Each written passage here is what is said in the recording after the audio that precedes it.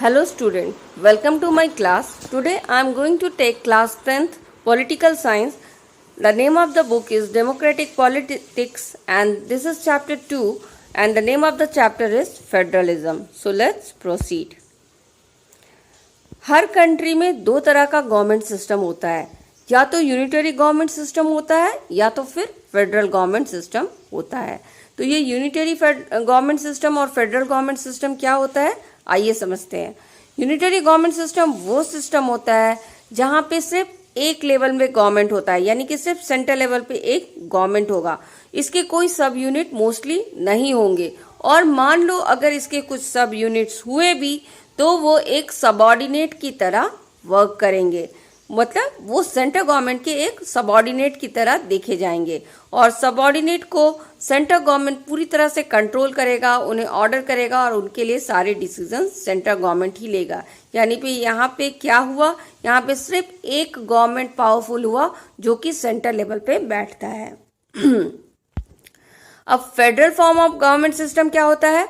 Federal government system वो government system होता है जहां पे दो या दो से ज्यादा गवर्नमेंट्स होते हैं, टू और मोर देन टू लेवल पे गवर्नमेंट फॉर्म किए जाते हैं, और इन दोनों ही गवर्नमेंट को कुछ पावर और कुछ फंक्शंस दिए जाते हैं जो कि वेल डिफाइन होते हैं, और कोई भी गवर्नमेंट किसी और के पावर और फंक्शंस में इंटरफेयर नहीं करता या एक दूसरे को ऑर्डर नहीं करता। यानी कि जो power and function state government को दिए गए हैं उसमें सेंटर इंटरफेयर नहीं करता, और जो पावर सेंटर को दिए गए हैं उस पर स्टेट इंटरफेयर नहीं करता। तो ये होता है federal form of government system. तो हमारे चैप्टर में हम क्या पढ़ने वाले हैं? हम federal form of government system को ही पढ़ने वाले हैं, जिसको कहा जाता है फेडरलिज्म। तो एक्चुअली फेडरलिज्म का क्या मीनिंग हुआ? फेडरलिज्म का मीनिंग यही हुआ कि वो गवर्नमेंट सिस्टम है जहां पे पावर और फंक्शन को डिवाइड किया जाता है टू और more than two form of governments में। तो इसके कुछ फीचर्स होते हैं, कुछ फीचर्स देख करके आप कह सकते हो कि ये कंट्री फेडरलिस्ट कंट्री है या नहीं है। तो क्या फीचर्स हो सकते हैं फेडरलिज्म के, आइए डिस्कस करते हैं।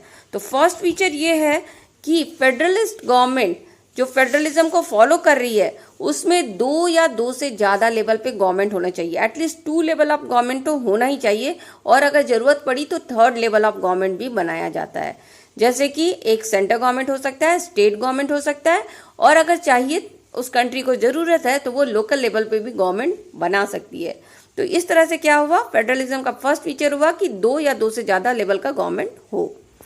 सेकेंड फीचर आपका फेडरल गवर्नमेंट का ये होता है कि यहाँ पे जो गवर्नमेंट होती है वो सेम पीपुल को कंट्रोल करती है। यानी ऐसा नहीं है कि सेंट्रल गवर्नमेंट कुछ लोगों को कंट्रोल करेगी और स्टेट गवर्नमेंट कुछ लोगों को कंट्रोल करेगी। सेम लोगों को सेंट्रल गवर्नमेंट भी कंट्रोल करेगी और सेम लोगों को स्टेट गवर्नमेंट भी कंट्रोल करेगी। जैसे हमारे ऊपर कुछ रूल स्टेट गवर्नमेंट भी बनाती है और कुछ रूल सेंट्रल गवर्नमेंट को भी बनाने का हक दिया जाता है। तो यानी कि इनके जो पब्लिक है जिसके ऊपर वो रूल्स कर रही हैं, जिनका वो एडमिनिस्ट्रेशन कर रही हैं, वो सेम होता है, मगर इन गवर्नमेंट का जुरिस्डिक्शन, यानी जुरिस्डिक्शन किसको कहते हैं, उनका एरिया ऑफ कंट्रोल, उनका पावर अलग अलग होता है। कौन सा लेजिस्लेशन उनके हक में जाएगा, कौन सा टैक्सेशन उनको जाएगा, किस किस मैटर में वो एडमिनिस्टर करेंगे, इस तरह का जो चीजें होती है वो डिसाइडेड होती है।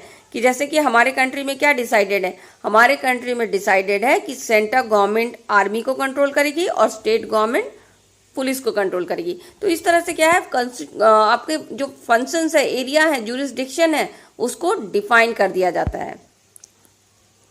और जो ये जुरिस्डिक्शन है बताना ही सिर्फ काफी नहीं होता, इसको वेल डिफाइन करने के लिए क्या किया जाता है, इसको कॉन्स्टिट्यूशन में क्लियरली लिख दिया जाता है ताकि कोई कंफ्यूजन आगे चल करके ना हो। तो हमारे कॉन्स्टिट्यूशन में इसे क्लियरली मेंशन कर दिया जाता है कि किसका कौन सा डिपार्टमेंट है, किसकी कौन सी ड्यूटी है, किसका कौन सा एरिया है, किसका कौन सा फंक्शन है, ये सारी चीजें गवर्नमेंट की डिसाइडेड हो जाती है। फोर्थ फीचर जो आपका फेडरल गवर्नमेंट का होता है कि फेडरल गवर्नमेंट में एक जो प्रोविजन होता है जो कि कॉन्स्टिट्यूशन में जो बेसिक फीचर्स होते हैं आपकी कंट्री के, जैसे आपकी कंट्री के बेसिक फीचर क्या है, जैसे आपका कंट्री डेमोक्रेटिक कंट्री है, आपका कंट्री सेक्युलर कंट्री है, आपका कंट्री फेडरल कंट्री है, तो ये जो बेसिक फीचर होते हैं कॉन्स्टिट्यूशन के, उसको कोई एक गवर्नमेंट चेंज नहीं कर सकता। नए नए छोटे छोटे लॉ बना सकते हैं, नए लॉ इंट्रोड्यूस कर सकते हैं, मगर जो बेसिक आपकी कंट्री का स्ट्रक्चर है, बेस है आपकी कंट्री का, जो बेसिक फंडामेंटल फीचर है आपकी कॉन्स्टिट्यूशन की, उसको कोई चेंज नहीं कर सकता। उसको ना तो सेंट्रल गवर्नमेंट अलोन चेंज कर सकता है, ना तो स्टेट गवर्नमेंट अलोन चेंज कर सकता है। अगर उसको चेंज करना है तो बहुत कॉम्प्लिकेटेड रूल्स है, उसको फॉलो करने पड़ेंगे और दोनों ही गवर्नमेंट से इसका परमिशन लेना पड़ेगा, स्टेट गवर्नमेंट से भी और सेंट्रल गवर्नमेंट से भी, तभी ये रूल्स चेंज हो सकते हैं। फिफ्थ फीचर जो फेडरल गवर्नमेंट का होता है वो ये होता है कि मान लो कभी डिस्प्यूट हो जाए सेंटर और स्टेट लेवल पे पावर और फंक्शन को लेकर के कि ये पावर आपका है या मेरा है, इसमें अगर डिस्प्यूट आ जाता है सेंटर और स्टेट लेवल के गवर्नमेंट पे, तब इस डिस्प्यूट को कौन सॉल्व करता है? कोर्ट सॉल्व करता है। कोर्ट के पास ये मैटर ले जाया जाता है। कोर्ट कॉन्स्टिट्यूशन को देखती है, कॉन्स्टिट्यूशन को एनालाइज करती है, इंटरप्रेट करती है और फिर कॉन्स्टिट्यूशन में लिखे हुए प्रोविजन के बेसिस पर उस डिस्प्यूट के ऊपर अपना फाइनल डिसीजन देती है और वही डिसीजन सेंट्रल गवर्नमेंट को भी और स्टेट गवर्नमेंट को भी, दोनों को ही मानना पड़ता है। अब इस जो फेडरल गवर्नमेंट है इसके पास बहुत सारे फंक्शंस दिए जाते हैं। अब इस फंक्शन को करने के लिए क्या होता है, बहुत सारी रेवेन्यू की भी जरूरत होती है। बिना पैसों के आप कोई फंक्शन नहीं कर सकते। तो ये पैसा कहाँ से आएगा, ये रेवेन्यू कहाँ से आएगा जिससे ये सेंट्रल और स्टेट गवर्नमेंट परफॉर्म करे? तो इसलिए क्या है, कॉन्स्टिट्यूशन में ये भी बताया गया है कि ये रेवेन्यू कहाँ से आ जाएगा, यानी कि कौन सा टैक्स किसको जाएगा। और इसको उस टैक्स ही क्या होता है, गवर्नमेंट का रेवेन्यू कहाँ से आता है, हमारे दिए गए टैक्सेस से आता है। तो हम बहुत तरह तरह के टैक्सेस देते हैं। तो ये इसमें हमारे जो दिए गए बहुत सारे टैक्स है, उसमें से कौन सा टैक्स सेंट्रल गवर्नमेंट को जाएगा, कौन सा टैक्स स्टेट गवर्नमेंट को जाएगा, ये भी वेल डिफाइन होता है। फेडरलिज्म का मेन एम यही होता है, किसी भी कंट्री में फेडरलिज्म को इसीलिए अपनाया जाता है ताकि उस कंट्री की यूनिटी को मेंटेन किया जा सके और साथ में उस कंट्री की डाइवर्सिटी को भी रिस्पेक्ट किया जा सके। क्योंकि आप स्टेट लेवल पे या लोकल लेवल पे गवर्नमेंट क्यों बना रहे हैं, क्योंकि आपको पता है कि आपकी कंट्री में बहुत ज़्यादा डाइवर्सिटी है, बहुत ज़्यादा भिन्न भिन्न प्रकार के लोग हैं। तो उनकी डाइवर्सिटी को आपको रिस्पेक्ट करना पड़ेगा, उस डाइवर्स लोगों को भी कुछ पावर देना पड़ेगा। तो इस डाइवर्सिटी को रिस्पेक्ट करने के लिए ही हम स्टेट लेवल पे और लोकल लेवल पे गवर्नमेंट्स को बनाते हैं। तो साथ में हम ये भी देखते हैं कि ये जो इतनी डाइवर्स स्टेट्स हैं वो मिल करके यूनिटी के साथ काम करें। तो एक तरफ हमको यूनिटी भी चाहिए, साथ में हमें डाइवर्सिटी को रिस्पेक्ट भी देना है, इसीलिए हम फेडरल गवर्नमेंट को बनाते हैं। तो फेडरल गवर्नमेंट का मेन एम क्या हुआ, यूनिटी को मेंटेन करना और डाइवर्सिटी को रिस्पेक्ट करना। हमें ये देखना पड़ेगा कि हमारे बीच में म्यूचुअल ट्रस्ट भी हो और एग्रीमेंट भी हो कि हम एक साथ रहना चाहते हैं।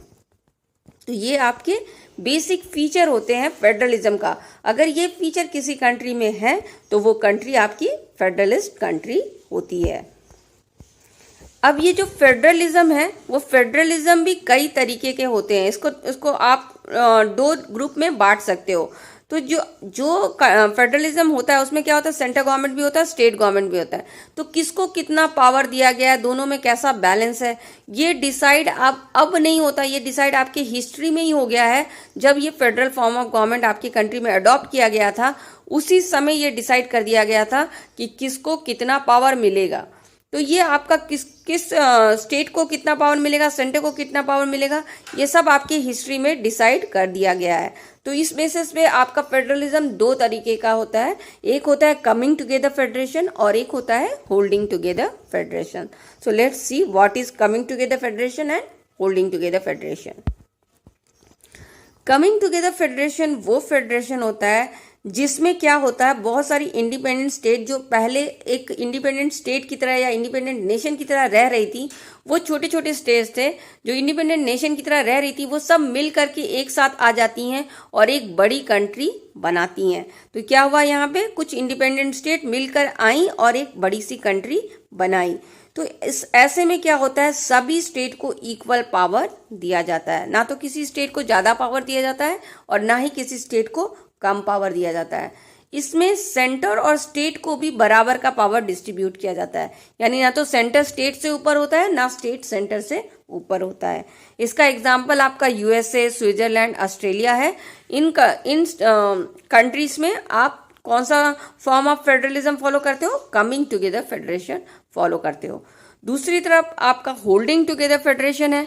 होल्डिंग टुगेदर फेडरेशन वो फेडरेशन होता है जहां पे एक बड़ी कंट्री इतनी बड़ी होती है कि उसका एडमिनिस्ट्रेशन एक सेंट्रल लेवल से करना थोड़ा मुश्किल हो जाता है। तो ये कंट्री क्या करती है, अपनी कंट्री को डिफरेंट डिफरेंट स्टेट्स में डिवाइड कर देती है और इन डिफरेंट डिफरेंट स्टेट को कुछ पावर और फंक्शन दे देती है। इसको कहा जाता है होल्डिंग टुगेदर फेडरेशन।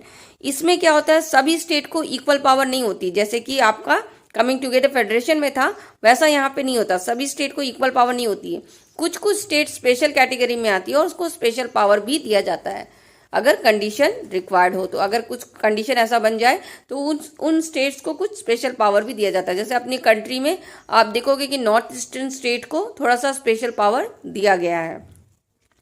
साथ में जैसा कमिंग टुगेदर फेडरेशन में सेंटर और स्टेट लेवल की गवर्नमेंट एक बराबर थी, वैसा यहाँ नहीं होता। यहाँ पे सेंटर गवर्नमेंट थोड़ी सी ज़्यादा पावरफुल होती है और स्टेट गवर्नमेंट थोड़ी सी कम पावरफुल होती है। इसको किसने अपनाया है, होल्डिंग टुगेदर फेडरेशन को? इसको अपनाया है अपनी इंडिया ने, बेल्जियम ने, स्पेन ने और दूसरी कई कंट्रीज ने। तो ये होते हैं आपके 2 टाइप्स ऑफ फेडरेशन। अब हमको देखना है, क्योंकि हमारा भी नाम आया किसमें, आपका होल्डिंग टुगेदर फेडरेशन में आपकी कंट्री का भी नाम आया, तो क्या सच में हमारी कंट्री फेडरल कंट्री है? ऐसे कौन से फीचर हैं जो हमारे कंट्री को फेडरल बनाती है? चलिए उसको एनालाइज करते हैं। सबसे पहले तो किसी भी कंट्री को फेडरल फॉर्म ऑफ गवर्नमेंट बनाने के लिए वेल डिफाइंड रूल्स लिख देने चाहिए कॉन्स्टिट्यूशन में, क्योंकि जब आप कॉन्स्टिट्यूशन में लिख दोगे कि आपकी कंट्री फेडरल कंट्री है और सेंट्रल गवर्नमेंट का ये पावर है या ये फंक्शन है या स्टेट गवर्नमेंट का क्या पावर एंड फंक्शन है, तो जब आप वेल डिफाइन कर दोगे कॉन्स्टिट्यूशन में तो बहुत सारे कन्फ्यूजन हट जाते हैं और फेडरलिज्म कंट्री में इम्प्लीमेंट होने लगता है। पर केवल क्या कॉन्स्टिट्यूशन में लिख देने से ही आपका कंट्री फेडरल गवर्नमेंट बन जाएगा, फेडरल कंट्री बन जाएगा? नहीं, डेफिनेटली कॉन्स्टिट्यूशन में लिखना फर्स्ट इंपॉर्टेंस है, मगर जो सेकंड इंपॉर्टेंट है वो आपकी डेमोक्रेटिक पॉलिसी है, जो आप अडॉप्ट करते हो, जो आप इम्प्लीमेंट करते हो अपनी कंट्री में, वो एक्चुअली दिखाता है कि प्रैक्टिकली आपके कंट्री में कितना ज़्यादा फेडरल के पॉलिसी को, फेडरलिज्म के पॉलिसी को अडॉप्ट किया जा रहा है। तो ऐसे कई फीचर्स हैं तो हमारे जिसके कारण हम ये कह सकते हैं कि हमारी कंट्री फेडरल कंट्री है। तो इसमें आप बहुत सारे फीचर्स आपको देखने को मिलेंगे। सबसे पहले तो हमारे कॉन्स्टिट्यूशन में ये डिक्लेयर किया गया है कि इंडिया यूनियन ऑफ स्टेट है, यानी कि इंडिया बहुत सारे स्टेट्स को मिला करके बनाई गई है। एक्चुअली फेडरल वर्ड यूज नहीं किया गया है, मगर फेडरल वर्ड यूज नहीं करने के बावजूद भी ये फेडरल के प्रिंसिपल पे ही बेस्ड है, क्योंकि इसे कहा जा रहा है यूनियन ऑफ स्टेट्स। तो यूनियन ऑफ स्टेट क्या हुआ, फेडरलिज्म के प्रिंसिपल पे बेस्ड होता है। तो हम देखते हैं कि क्या हमारे इंडिया की क्या क्या फीचर्स हैं जो हमको फेडरलिस्ट कंट्री के कैटेगरी में रखती है। तो सबसे पहले जो इंडिया का फीचर है, हमारे कंट्री में आपको पता है कि 3 लेवल ऑफ गवर्नमेंट्स होते हैं। तो एक स्टेट लेवल पे गवर्नमेंट है आपका, एक सेंट्रल लेवल पे गवर्नमेंट है और एक लोकल लेवल पे गवर्नमेंट है। तो ये प्रूव करता है कि हम फेडरल फॉर्म ऑफ गवर्नमेंट को फॉलो करते हैं, क्योंकि हमारे कंट्री में more than 1 level of government है। दूसरा क्या है, जो जुडिसडिक्शन है, जो पावर है ईच गवर्नमेंट का, हर गवर्नमेंट का क्या पावर है, हमारे कॉन्स्टिट्यूशन में वेल डिफाइन कर दिया गया है। हमारे कॉन्स्टिट्यूशन में 4 लिस्ट होते हैं। वो लिस्ट क्या है वो हम आगे चल के डिस्कस करेंगे। तो वो 4 लिस्ट होते हैं, उस 4 लिस्ट में क्लियरली लिखा गया है कि कौन सा पावर एंड फंक्शन किस लेवल के गवर्नमेंट को आता है। इसके अलावा हम किस कैटेगरी में आते हैं, हम कमिंग टुगेदर फेडरेशन की कैटेगरी में नहीं आते, हम होल्डिंग टुगेदर फेडरेशन के टाइप में आते हैं। तो होल्डिंग टुगेदर फेडरेशन में को फॉलो करते हुए आप देखोगे कि हमारे खुद के कंट्री में जो कुछ स्टेट्स हैं उसको कुछ ज़्यादा पावर दिया गया है और कुछ स्टेट्स को कम पावर दिया गया है। जैसे नॉर्थ ईस्टर्न स्टेट को आपने ज़्यादा पावर दे रखा है, साथ में सेंटर को आपने थोड़ा सा ज़्यादा पावर दिया है कंपेयर टू स्टेट। तो हम होल्डिंग टुगेदर फेडरेशन के कैटेगरी में आते हैं। नेक्स्ट चीज आप जो देख सकते हो और कह सकते हो कि आपका कंट्री फेडरल कंट्री है, कि जैसे मैंने कहा था कि फेडरल कंट्री वो कंट्री होती है जिसके बेसिक रूल को चेंज करने के लिए आपको बहुत परमिशन चाहिए होता है सेंट्रल गवर्नमेंट से भी और स्टेट गवर्नमेंट से भी। इसके रूल्स बहुत कॉम्प्लिकेटेड होते हैं। तो सेम हमारे कंट्री में भी अगर आप किसी रूल को चेंज करना चाहते हो किसी बेसिक फीचर को आप कॉन्स्टिट्यूशन को चेंज करना चाहते हो, अगर छोटे मोटे लॉ बनाना है, नए लॉ इंट्रोड्यूस करना है तो कर सकते हो। मगर जो आपका कंट्री का बेस है, जैसे हमारा कंट्री का बेस क्या है कि हम एक डेमोक्रेटिक कंट्री है, हम एक फेडरल कंट्री है, हम एक सेक्युलर कंट्री है, तो इस तरह से कुछ बेस होता है हमारे कॉन्स्टिट्यूशन का। तो उसको अगर आपको चेंज करना है तो आपको 2/3 मेजोरिटी चाहिए, लोकसभा से भी और राज्यसभा से भी। ठीक है, दोनों जगह से आपको 2/3 मेजोरिटी चाहिए। गवर्नमेंट फॉर्म करने के लिए सिर्फ 50% वोट का, 50% से आपको एक ज्यादा वोट मिल जाएगा तो आप गवर्नमेंट फॉर्म कर सकते हो। मगर अगर आपको कॉन्स्टिट्यूशन को चेंज करना है तो उसके लिए आपको 66 से 67% वोट चाहिए, तभी आप कॉन्स्टिट्यूशन को चेंज कर सकते हो। और वो भी एक हाउस से नहीं, दोनों ही हाउसेस से, लोकसभा से भी राज्यसभा से भी, तब जाकर आप कॉन्स्टिट्यूशन के बेसिक प्रोविजन को चेंज कर सकते हो। यानी कि सिर्फ एक्चुअली अगर बहुत अच्छी मेजोरिटी होगी गवर्नमेंट के पास तो ऑफकोर्स वो अकेले चेंज कर सकता है, मगर वो एक्चुअली इतनी मेजोरिटी किसी गवर्नमेंट को जल्दी मिलती ही नहीं है। तो यानी कि उसको अपोजिशन पार्टी का भी हेल्प लेना पड़ेगा अगर कॉन्स्टिट्यूशन के बेसिक फीचर को चेंज करना है। इसके अलावा 2/3 मेजोरिटी दोनों हाउसेस से मिलने के अलावा जितने भी स्टेट आपके कंट्री में है, उन स्टेट्स में से कम आधी स्टेट्स को अपने लेजिस्लेचर से इस बिल को पास कराना पड़ेगा, तब जाके हमारी कंट्री का बेसिक फीचर चेंज हो सकता है।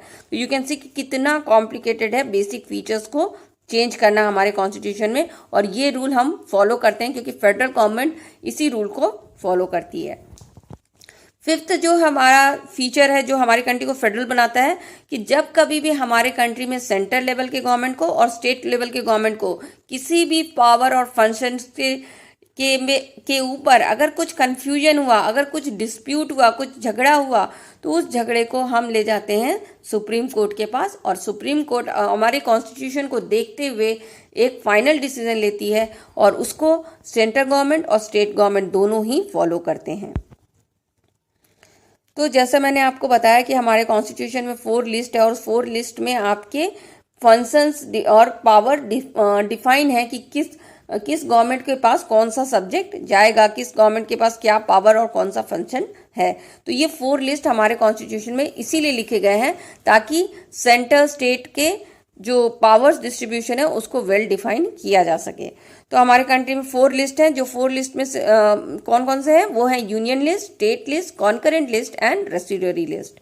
तो चलिए इसको एक एक करके एनालाइज करते हैं। तो जो यूनियन लिस्ट होता है, वो यूनियन लिस्ट में वो सब्जेक्ट होते हैं जो यूनियन गवर्नमेंट के लिए यानी सेंट्रल गवर्नमेंट के लिए यानी पूरी कंट्री के लिए इम्पोर्टेंट होता है। और इस लिस्ट में जो सब्जेक्ट आते हैं उसको सिर्फ यूनियन गवर्नमेंट ही रेगुलेट कर सकता है, उस पर लॉ सिर्फ यूनियन गवर्नमेंट ही बना सकता है। इसमें टोटल 97 सब्जेक्ट होते हैं, जैसे कि आपका आर्मी और आपकी करेंसी, बैंक, फॉरेन अफेयर जैसे कई डिपार्टमेंट, आप कई सब्जेक्ट इस लिस्ट में आते हैं आपकी यूनियन लिस्ट में। स्टेट लिस्ट में वो सब्जेक्ट होते हैं जो स्टेट लेवल के लिए इंपॉर्टेंट होता है, जो लोकल लेवल के लिए इंपॉर्टेंस होता है, जो डे टू डे एडमिनिस्ट्रेशन के लिए इंपॉर्टेंट होता है, और इस सब्जेक्ट को रेगुलेट स्टेट गवर्नमेंट करती है। इस सब्जेक्ट के ऊपर रूल्स भी और लॉ भी स्टेट गवर्नमेंट ही बनाती है। इसमें टोटल 66 सब्जेक्ट है, जैसे आपका पुलिस, ट्रेड, एग्रीकल्चर, कॉमर्स, ये सब इसी कैटेगरी में आते हैं।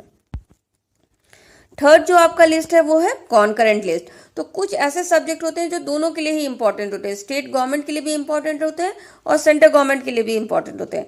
तब हमारा कॉन्स्टिट्यूशन कहता है कि इस पे कोई भी रूल बना सकता है, सेंट्रल गवर्नमेंट भी चाहे तो बना सकता है और स्टेट गवर्नमेंट भी चाहे तो बना सकता है। मगर अगर दोनों के बीच में कुछ झगड़ा हो जाए रूल्स को लेकर के, डिस्प्यूट आ जाए कॉन्करेंट लिस्ट के सब्जेक्ट के ऊपर, तब जो सेंटर रूल बनाता है उसको फॉलो किया जाता है। इसमें कौन कौन से आपके सब्जेक्ट आते हैं, जैसे एजुकेशन, मैरिज, एडेप्टेशन, ये सारी चीज़ें आपकी आती है कॉन्करेंट लिस्ट के अंदर। जैसे आप देख सकते हो आपने देखा होगा स्कूल सिस्टम में क्या होता है, सीबीएसई बोर्ड भी चलता है, स्टेट बोर्ड भी चलता है। तो एजुकेशन पे क्या है, दोनों के रूल्स चल रहे हैं, स्टेट गवर्नमेंट के भी रूल्स चल रहे हैं और सीबीएसई यानी सेंट्रल गवर्नमेंट के भी रूल्स चल रहे हैं। तो सीबीएसई में सेंट्रल गवर्नमेंट अपने एजुकेशन से रिलेटेड रूल बनाती है और स्टेट बोर्ड में स्टेट गवर्नमेंट अपना एजुकेशन से रिलेटेड रूल बनाती है। तो ये क्या हुआ, इसमें दोनों लोग अपना कंट्रोल कर रहे हैं और दोनों लोग इसको रेगुलेट कर रहे हैं। फोर्थ जो लिस्ट है वो है आपका रेसिडुअरी लिस्ट।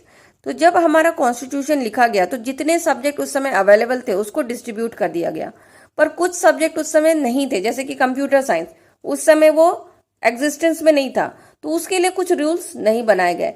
तो वो सब्जेक्ट जिसको कॉन्स्टिट्यूशन लिखते समय जिसके पर कुछ रूल्स नहीं बनाए गए, उस रूल्स को उस सब्जेक्ट को कैसे कौन रूल्स बनाएगा, इसके लिए कैसे डिसाइड किया गया है। इसमें हमारे कॉन्स्टिट्यूशन में एक प्रोविजन है कि ऐसे रूल्स के ऊपर ऐसे सब्जेक्ट के ऊपर रूल्स सेंट्रल गवर्नमेंट बनाएगी। यानी जो सब्जेक्ट किसी भी लिस्ट में नहीं डाला गया, ना तो स्टेट लिस्ट में डाला है, ना कॉन्करेंट लिस्ट में डाला है, ना यूनियन लिस्ट में डाला है, वो सब्जेक्ट पे रूल्स सिर्फ और सिर्फ सेंट्रल गवर्नमेंट ही बनाएगी। तो अब हम देखते हैं कि क्या प्रैक्टिकली हम अपने कंट्री में फेडरलिज्म को इम्प्लीमेंट कर पा रहे हैं कि नहीं कर पा रहे हैं। कॉन्स्टिट्यूशन में हमने डिफाइन कर दिया, ये फर्स्ट इम्पॉर्टेंट होता है किसी भी कंट्री को फेडरल बनाने के लिए। पर साथ में सेकंड क्या इंपॉर्टेंट होता है, आपका डेमोक्रेटिक पॉलिसी। क्या आपने सही डेमोक्रेटिक पॉलिसी अपनाई है जिससे आपकी कंट्री में फेडरलिज्म इम्प्लीमेंट हो सके। तो वो आपका सेकंड जो पॉइंट होता है डेमोक्रेटिक पॉलिसी का, वो बहुत इंपॉर्टेंट होता है। और वो किस तरह से अडॉप्ट किया गया, किस तरह से इम्प्लीमेंट किया है, वो एक्चुअली प्रैक्टिकल टेस्ट होता है आपके फेडरलिज्म का। तो वो किस तरह से हमने डील किया है, प्रैक्टिकली कैसे डील किया है फेडरलिज्म के साथ, वो हम देखेंगे। कई इश्यूज हमारे कंट्रीज में आए जिसमें हमने प्रैक्टिकली फेडरलिज्म को इम्प्लीमेंट किया और फेडरलिज्म को रिस्पेक्ट किया। जैसे कि एक लिंग्विस्टिक स्टेट फॉर्मेशन का इशू आया। जैसे कि जब हमें इंडिपेंडेंस मिला, जब हम इंडिपेंडेंट हुए, तो हमारा कंट्री में स्टेट फॉर्मेशन करना था, छोटे छोटे स्टेट बनाए थे। तो बहुत सारे लोकल लेवल से डिमांड आया कि स्टेट को लैंग्वेज के बेसिस पे बनाया जाए, मगर पहले सेंट्रल गवर्नमेंट ने इसको रिफ्यूज कर दिया।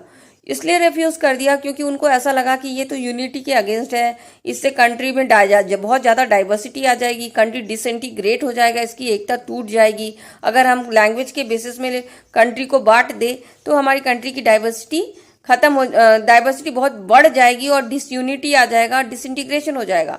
तो इससे गवर्नमेंट बहुत ज़्यादा टेंशन में थी और उसने इस रिक्वेस्ट को रिजेक्ट कर दिया। मगर फिर क्योंकि बहुत ज़्यादा डिमांड था लोकल लेवल से और कुछ मूवमेंट्स भी होने लग गए, तब at the end central government accept कर ली और मान गई कि ठीक है, चलो हम लैंग्वेज के बेसिस पे स्टेट बनाएंगे। और भी दूसरे बेसिस पे स्टेट बने हैं, जैसे ज्योग्राफिकल एरिया के बेसिस पे, कल्चर के बेसिस पे, मगर लैंग्वेज के बेसिस पे भी कई स्टेट हमारे गवर्नमेंट ने बनाई क्योंकि ये लोकल लेवल का डिमांड था। तो जब हमने ये लैंग्वेज के बेसिस पे स्टेट बनाया तो क्या हुआ, हमारा कंट्री में प्रॉब्लम नहीं आई, हमारी कंट्री में यूनिटी आई एक्चुअली। क्योंकि आप जब किसी के डाइवर्सिटी को रिस्पेक्ट करोगे, लोकल लेवल की डाइवर्सिटी को रिस्पेक्ट करोगे, तो वो आपसे खुश होगा और वो आपके साथ जुड़ेगा। तो क्या हुआ, जब लोकल लेवल की डाइवर्सिटी को, डिफरेंट लैंग्वेज को सेंट्रल गवर्नमेंट ने रिस्पेक्ट किया, तो वो लोकल लेवल हमारे जो सेंट्रल गवर्नमेंट के लिए रिस्पेक्ट डेवलप हुआ उनके लोकल लेवल पे, और वो सेंट्रल गवर्नमेंट को रिस्पेक्ट के साथ उसके साथ ज्वाइन हो गई। तो एक्चुअली इसको जब हमने बनाया लैंग्वेज के बेसिस पे, जब स्टेट बनाया, तो हमारी कंट्री में डाइवर्सिटी नहीं आई, यूनिटी आई। उस समय डाइवर्सिटी को रिस्पेक्ट करने से हमारी कंट्री में यूनिटी आई। तो इससे क्या हुआ, यूनिटी आया, डेवलपमेंट हुआ और हमारा जो एडमिनिस्ट्रेशन था वो काफ़ी इजी हो गया। क्योंकि अब हमने स्टेट पे बेसिस पे सेंटर को डिवाइड कर दिया छोटे छोटे स्टेट में, तो छोटे छोटे स्टेट को डिवाइड करके एडमिनिस्ट्रेशन करना थोड़ा इजी हो जाता है। तो क्या हुआ, ये हमारा फर्स्ट टेस्ट था लिंग्विस्टिक स्टेट फॉर्मेशन का, जो फेडरल प्रिंसिपल को चेक कर रही थी, और इसमें हम काफ़ी सक्सेसफुल हुए। हमने लैंग्वेज के बेसिस पे स्टेट बनाया और कंट्री में एक्चुअली यूनिटी को देखा और ईजी एडमिनिस्ट्रेशन को पाया हमने। सेकेंड जो इशू उठा जब हमारा कंट्री में, वो था कि लैंग्वेज पॉलिसी हम किस तरह की अपनाएं। तो ये भी फेडरल को टेस्ट करने वाला करने वाला एक इशू है। आप अगर 2001 का सेंसस देखोगे तो आप देखोगे कि हमारे कंट्री में मदर टंग कहने वाले लैंग्वेज ही 1500 है। जैसे किसी का मदर टंग तेलुगु है, किसी का मदर टंग बंगाली है, ऐसे ही हमारे कंट्री में अपना मदर टंग बताने वाले लोग, मतलब 1500 टाइप्स ऑफ मदर टंग्स है हमारे कंट्री में। और अगर हम इस 1500 को ब्रॉड ग्रुप में बांट दे, ब्रॉड ग्रुप में डिवाइड कर दे, जैसे कि आप भोजपुरी, मगधी, बुंदेलखंडी जैसे लैंग्वेज को हिंदी के कैटेगरी में रख दो, तो इस तरह से जब आप 1500 को ब्रॉडली भी डिवाइड कर देते हो तो भी कम से कम 114 मेजर लैंग्वेजेस ग्रुप आपकी कंट्री में है।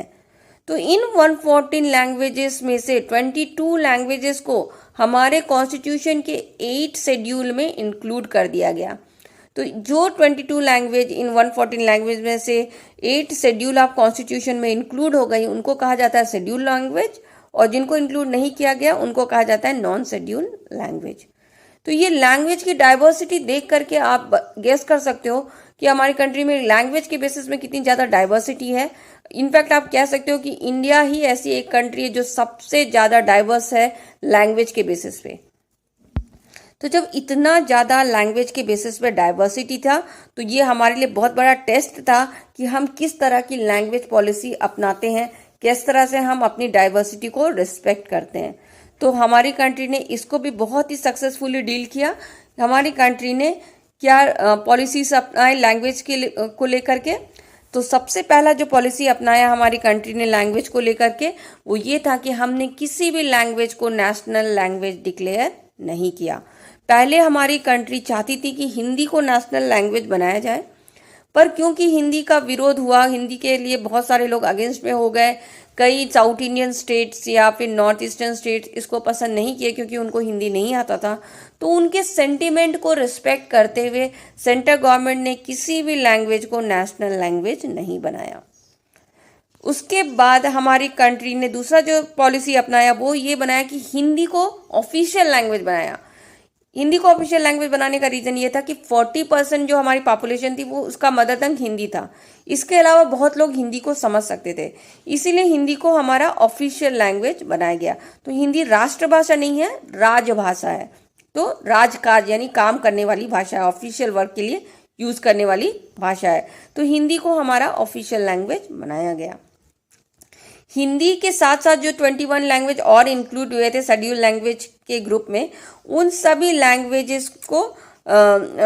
लैंग्वेज को रिस्पेक्ट देते हुए, मतलब कि क्या क्या हिंदी के साथ साथ 21 और लैंग्वेजेस को भी शेड्यूल लैंग्वेज के ग्रुप में डाल दिया गया और इनको रिस्पेक्ट दिया गया। तो इससे क्या हुआ, दूसरे लैंग्वेज को भी रिस्पेक्ट मिला और डाइवर्सिटी को रिस्पेक्ट मिला और लोग खुश हो गए। फोर्थ क्या किया हमने ये परमिशन दिया, हमारे सेंट्रल गवर्नमेंट ने परमिशन दिया कि जो हिंदी और प्लस 21 लैंग्वेज यानी टोटल 22 लैंग्वेज जो शेड्यूल लैंग्वेज की कैटेगरी में आती है, इनमें से आप किसी भी लैंग्वेज में सेंट्रल गवर्नमेंट के कॉम्पिटिटिव एग्जाम या जॉब के एग्जाम या कोई और एग्जामिनेशन लिख सकते हो। तो सबको परमिशन है कि 22 लैंग्वेज से आप किसी भी लैंग्वेज को चुन करके अपना सेंट्रल गवर्नमेंट का जॉब्स और एग्जाम्स लिख सकते हो। साथ में स्टेट गवर्नमेंट को रिस्पेक्ट करते हुए हमारा कॉन्स्टिट्यूशन ये कहता है कि इसके अलावा, हिंदी के अलावा, अगर स्टेट गवर्नमेंट अगर चाहती है तो अपने स्टेट की ही लैंग्वेज को, अपने स्टेट की लोकल लैंग्वेज को भी अपने स्टेट का ऑफिशियल लैंग्वेज डिक्लेयर कर सकती है। तो यानी स्टेट के लोकल लैंग्वेज को भी स्टेट का ऑफिशियल लैंग्वेज बना दिया गया।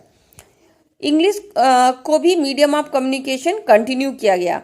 एक्चुअली डिसाइड ये हुआ था कि जब ब्रिटिश हमें छोड़ के चले जाएंगे तो हम इंग्लिश को भी अपने कंट्री से निकाल देंगे, मगर क्योंकि अब इंग्लिश बहुत सारे लोग समझने लग गए थे तो बहुत सारी स्टेट जैसे तमिलनाडु और दूसरी स्टेट्स ये डिमांड करने लगे कि इंग्लिश को कंटिन्यू किया जाए हिंदी के अलावा, क्योंकि इंग्लिश अब बहुत लोग समझ सकते हैं। तो हिंदी के साथ साथ हमने इंग्लिश को भी कंटिन्यू किया गया उनके सेंटिमेंट को रिस्पेक्ट करते हुए। अब इंग्लिश को कम्युनिकेशन के जैसे यूज़ किया जाता है स्टेट्स और दूसरे स्टेट के गवर्नमेंट के, दो स्टेट गवर्नमेंट के बीच में कन्वर्जेशन के लिए या स्टेट एंड सेंट्रल गवर्नमेंट के कन्वर्जेशन के लिए। नेक्स्ट आपको ये जो हमारा फेडरलिज्म को टेस्ट करने वाली जो पॉलिसी हमें अपनानी पड़ी वो किस में अपनानी पड़ी, वो हमें सेंटर और स्टेट के रिलेशनशिप में अपनानी पड़ी। तो जब हमारा कंट्री इंडिपेंडेंट हो गया तो डेफिनेटली हमने अपने आप को फेडरल गवर्नमेंट डिक्लेयर कर दिया, मगर क्या सिर्फ डिक्लेयर करने से वो रियलिटी में फेडरलिस्ट कंट्री हो जाती है? तो किस तरह से हमारी कंट्री में फेडरलिज्म आया और कैसे कैसे फेडरलिज्म आगे बढ़ा, इसको हम एक कुछ स्टेप बाय स्टेप देखेंगे। स्टेज बाय स्टेज और स्टेप बाय स्टेप हम इसको एनालाइज करते हैं। तो सबसे पहले क्या था, जब हमारी कंट्री इंडिपेंडेंट हुई तो मोस्टली एक ही पार्टी चलती थी उस समय, वो थी कांग्रेस पार्टी, क्योंकि आपको पता है कांग्रेस पार्टी ने हमें इंडिपेंडेंस दिलाया तो उसके लिए काफ़ी रिस्पेक्ट था। तो सब लोग कांग्रेस पार्टी के अंडर में ही थे। सेंट्रल गवर्नमेंट में भी कांग्रेस पार्टी स्टैब्लिश होती थी, स्टेट गवर्नमेंट में भी कांग्रेस पार्टी ही स्टैब्लिश होती थी। तो क्या था एक्चुअली हमारी कंट्री में बेसिकली वन पार्टी रूल चल रहा था उस समय। तो जब सेंटर लेवल पे भी कांग्रेस पार्टी थी, स्टेट लेवल पे भी कांग्रेस पार्टी थी, तो क्या होता था, सभी कांग्रेस पार्टी के अंदर में है, तो जो सबका ग्रुप एक ही है, तो इस जो कांग्रेस पार्टी के जो मेन हेड होते थे, जो कि सेंटर में बैठे थे, वो जो भी डिसाइड करते थे उसी को स्टेट गवर्नमेंट भी इम्प्लीमेंट करता था। तो इससे क्या हुआ, कुछ ऐसा हुआ, मतलब कि ऐसा क्वेश्चन ही नहीं उठा कि स्टेट गवर्नमेंट अपनी ऑटोनॉमी को या अपनी इंडिपेंडेंस पावर को यूज कर सके।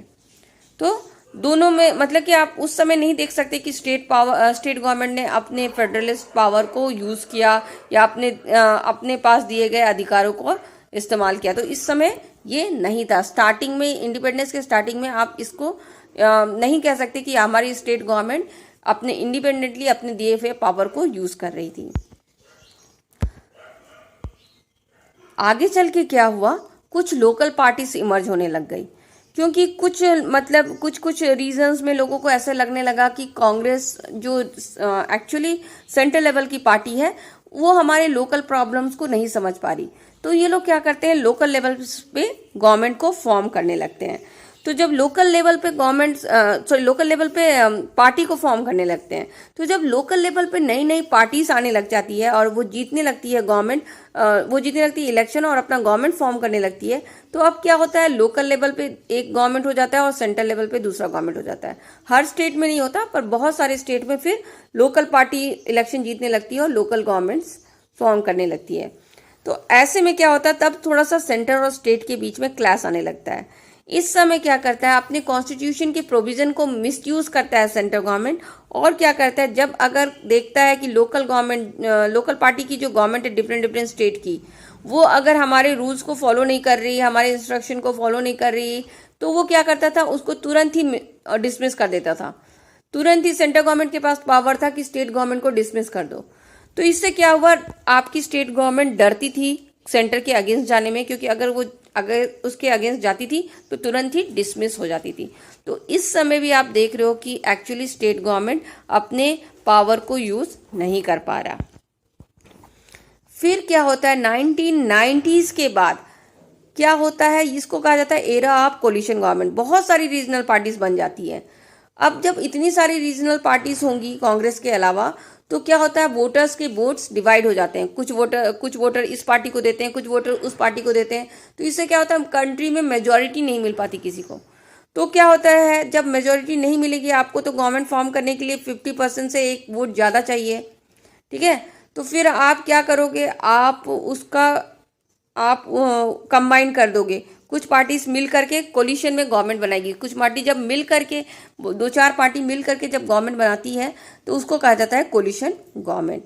तो कोलिशन गवर्नमेंट फॉर्म होना शुरू हो गया। अब जब कोलिशन गवर्नमेंट फॉर्म होना शुरू हो गया, तो क्या हुआ, ये कोलिशन गवर्नमेंट में क्या हुआ, एक पार्टी का जो पावर था वो डिवाइड हो गया कई पार्टी में। जब वो कई पार्टी में डिवाइड हो गया, तो उसके पावर शेयरिंग आ गई। यहाँ पे जब पावर शेयरिंग आ गई, तो कोई एक का कंट्रोल नहीं रहा कंट्री में। अब क्या हुआ, अब स्टेट गवर्नमेंट को डिसमिस करना मुश्किल हो गया, क्योंकि आपके जो सेंटर पे है वो कोलिशन गवर्नमेंट है।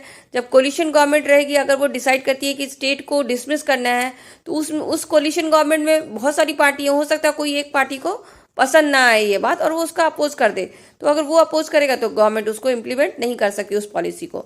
तो इससे क्या हुआ, स्टेट गवर्नमेंट को अब बहुत ज़्यादा फ्रीडम मिलना शुरू हो गया और अब स्टेट अपनी इंडिपेंडेंटली काम करना शुरू कर दी। अब क्या है कि जब ये कोलिशन गवर्नमेंट्स आ गया, तो पावर तो डेफिनेटली बढ़ गया स्टेट गवर्नमेंट का, मगर कुछ चेंजेस हमारी सुप्रीम कोर्ट ने भी लाई। सुप्रीम कोर्ट ने कई अमेंडमेंट किए, कुछ प्रोविजन चेंज किए और सेंटर के आर्बिट्री रूल को कम किया। जो सेंटर जब चाहे तब स्टेट गवर्नमेंट को डिसमिस कर सकती थी, उसके रूल्स को स्ट्रिक्ट बनाया कि अब ऐसे इतनी आसानी से सेंटर स्टेट गवर्नमेंट को डिसमिस नहीं कर सकती। तो ये रूल्स बनने के कारण क्या हो गया, अब स्टेट गवर्नमेंट को काफ़ी फ्रीडम मिल गया कि वो इंडिपेंडेंटली बिना डर के रूल कर सके और अपने पावर और फंक्शंस को एक्सरसाइज कर सके। तो अब आप कह सकते हो कि प्रैक्टिकली सही मीनिंग में आपका फेडरलिज्म आपकी कंट्री में इम्प्लीमेंट हो गया। अब जो नेक्स्ट टॉपिक हम देख रहे हैं वो है डिसेंट्रलाइजेशन। डिसेंट्रलाइजेशन भी आपके फेडरलिज्म का बहुत ही इंपॉर्टेंट एस्पेक्ट है।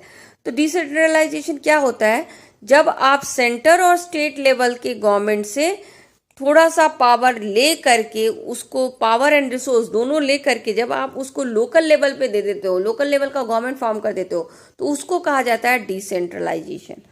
अब तक हमारी कंट्री में सेंटर गवर्नमेंट, स्टेट गवर्नमेंट को ही इंपॉर्टेंस दिया गया, मगर अब आगे चल के क्या हुआ, डिसेंट्रलाइजेशन आया और एक लोकल लेवल की जो गवर्नमेंट थी उसको भी इंपॉर्टेंस देना शुरू किया गया और सेंटर और स्टेट से थोड़ा पावर लेकर के उसे दे दिया गया।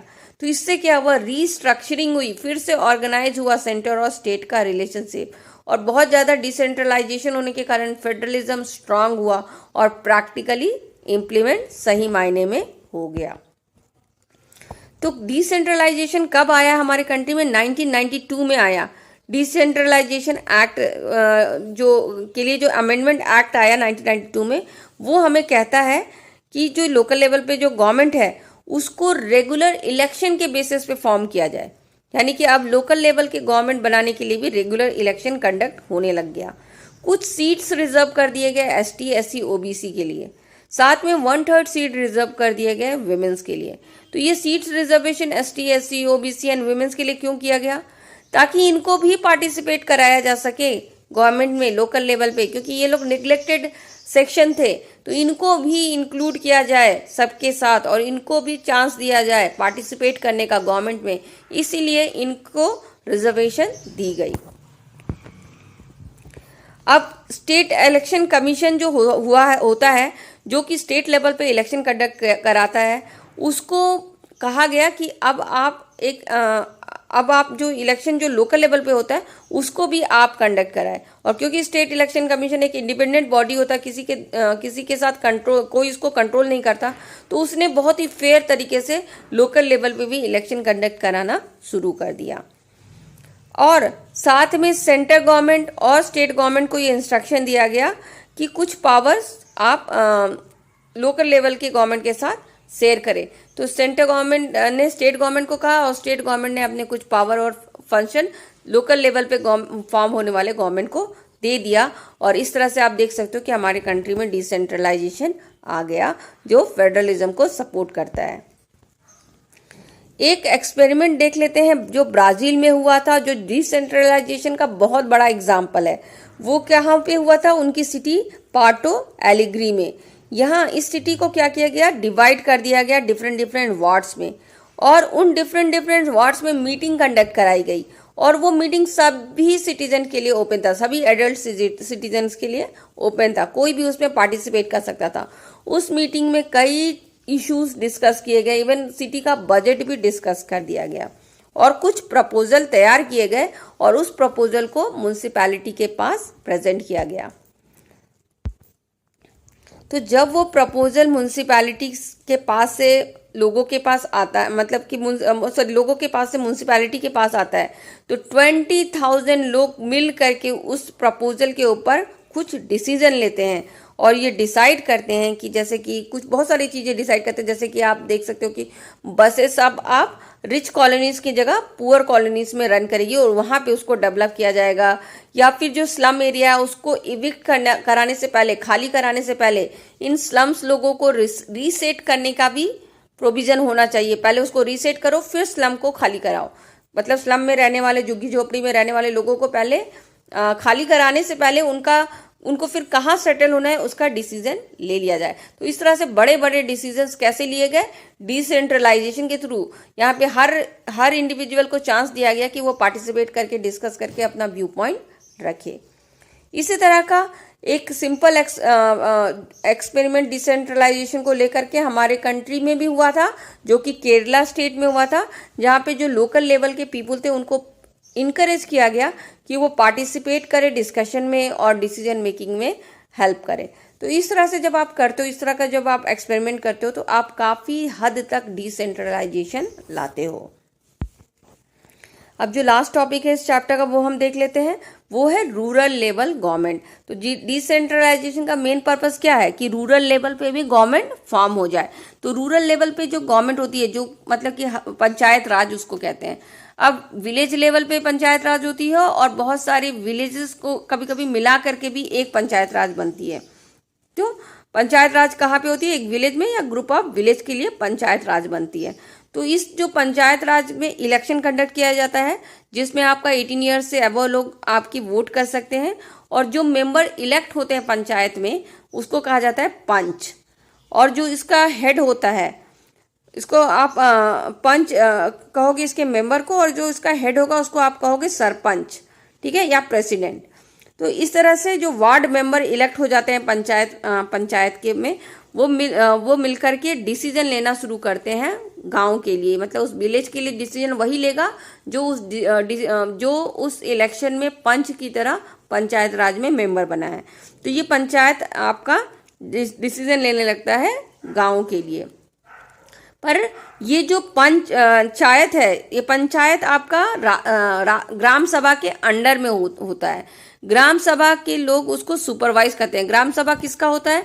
ग्राम सभा में वो सारे मेंबर होते हैं जो कि वोट दिए होते हैं, जो कि आपका जिन्होंने आपके पंच को सेलेक्ट किया, वो सारे मेंबर आपके उस ग्राम सभा के मेंबर होते हैं। अब क्योंकि ये नंबर बहुत ज़्यादा होता है तो ये साल में 2 से 3 बार मिलते हैं और वेरियस इश्यू को डिस्कस करते हैं और सुपरवाइज करते हैं कि किस तरह से पंचायत वर्क कर रही है या पंचायत का बजट कितना होना चाहिए। तो इस तरह से वो पंचायत को थोड़ा बहुत कंट्रोल करते हैं और ये काफ़ी अच्छा डिसेंट्रलाइजेशन है का एग्जाम्पल, ठीक है। और इसी तरह से जैसे आपके गांव में तो पंचायत हो जाता है, वैसे सिटीज एंड टाउन्स में भी आपका म्यूनसिपैलिटी एंड म्यूनसिपल कॉर्पोरेशन देख सकते हो। अगर टाउन होगा तो वहाँ पे होगा म्यूनसिपैलिटी, और सिटी होगा तो वहाँ पे होगा म्यूनसिपल कॉर्पोरेशन, और इस म्यूनसिपल कॉर्पोरेशन के हेड को कहा जाता है आपका मेयर। तो यहाँ पे क्या हुआ, आपका नीचे के लेवल पे, लोकल लेवल पे भी गवर्नमेंट फॉर्म हो गया। अभी ये जो नीचे के लेवल में ग्राम पंचायत बनता है, वो ग्राम पंचायत मिल करके, बहुत सारी ग्राम पंचायत कंबाइन होकर के बनाती है पंचायत समिति या ब्लॉक या मंडल्स को कहा जाता है। तो ब्लॉक, मंडल या पंचायत समिति बनाती है बहुत सारी पंचायतें गांव की मिलके, और ये पंचायत समिति मिल करके बनाती है आपका जिला परिषद। जिला परिषद में बहुत सारे बड़े बड़े मेंबर, जैसे उस डिस्ट्रिक्ट के MP, MLA और दूसरे ऑफिसर भी इसके मेंबर बनते हैं। तो आप इसका स्ट्रक्चर देख सकते हो। यहाँ पे आप देख सकते हो कि आपका नीचे, सबसे नीचे क्या है, ग्राम पंचायत है, उसने मिलके बनाया पंचायत समिति, और बहुत सारी पंचायत समिति ने मिल करके बनाया जिला परिषद। तो ये आपका स्ट्रक्चर है रूरल लेवल गवर्नमेंट का। तो ये जब हम लोकल लेवल पे पावर दे रहे हैं, चाहे सिटी में, टाउन में या विलेज में, तो इसमें हम क्या कर रहे हैं, 36 लाख पब्लिक रिप्रेजेंटेटिव को इलेक्ट कर रहे हैं। तो इतना बड़े नंबर पे हम पब्लिक रिप्रेजेंटेटिव इलेक्ट करते हैं अपनी कंट्री को रूल करने के लिए।